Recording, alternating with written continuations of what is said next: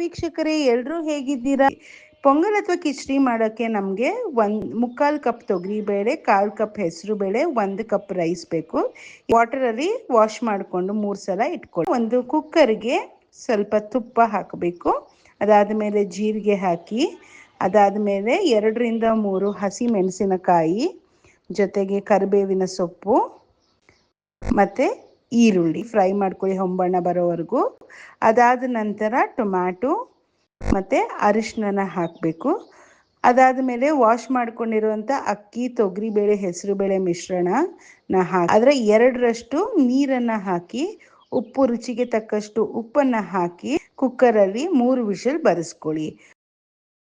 ತುಪ್ಪದಲ್ಲಿ ಗೋಡಂಬಿಯನ್ನು ಹಾಕ್ಕೊಂಡು ಹುರಿದು ಹೊಂಬಣ್ಣ ಬರೋವರೆಗೂ ಹಾಕ್ಕೊಂಡು ಡೆಕೋರೇಟ್ ಮಾಡ್ಕೋಬೋದು.